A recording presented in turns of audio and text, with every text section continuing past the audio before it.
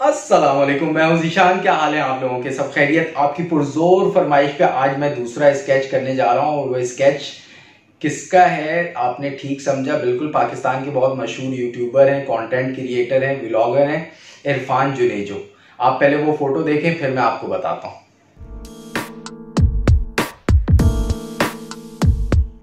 तो ये थी फोटो। आज की वीडियो में आपका भाई किसी स्केच को देख के स्केच नहीं बल्कि फोटो को देख के स्केच बनाएगा। थोड़ा सा मुश्किल है लेकिन कोशिश करेंगे तो इंशाल्लाह कोशिश में बरकत है।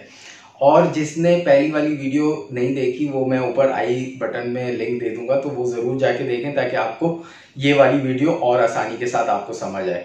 दूसरी बात, किसी भी चीज का स्केच करने के लिए 3 चीजें आपको लाजमी चाहिए होती हैं, जैसे कि आपको पता है। एक आपके अंदर शौक होना चाहिए, दूसरा पेंसिल होनी चाहिए और तीसरा पेपर होना चाहिए। अगर ये 3 चीजें आपके पास हैं तो आप किसी भी चीज का आसानी से स्केच बना सकते हैं। तो चलिए शुरू करते हैं अपना स्केच बनाना।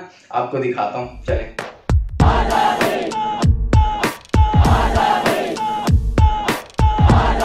हम एक स्केच बनाने जा रहे हैं जो कि इरफान जुनेजो का है। इरफान जुनेजो ने जो आखिरी वीडियो बनाई थी अपनी आई क्विट वाली, उसी का थंबनेल लिया है और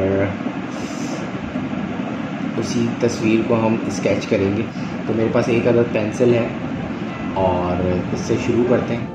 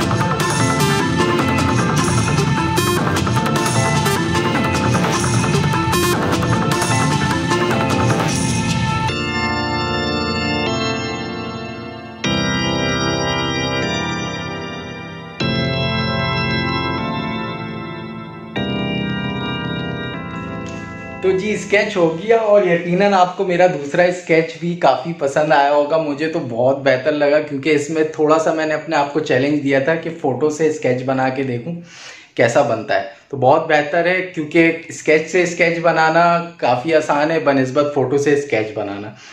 तो अगर आपके भी किसी दोस्त को स्केच बनाने का शौक है, क्योंकि मुझे भी आपको पता है कि मुझे भी कोई एक्सपीरियंस नहीं है और बस शौक है तो बना रहा हूँ।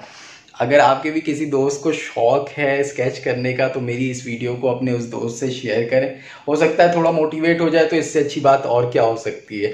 और कमेंट करके मुझे नेक्स्ट स्केच का अगर आप सजेस्ट करना चाहते हैं कि किसका स्केच करूं तो वो भी ज़रूर बताइएगा ताकि मैं आपके कमेंट के मुताबिक उसको स्केच अगली वीडियो में करके दिखाऊं आपको।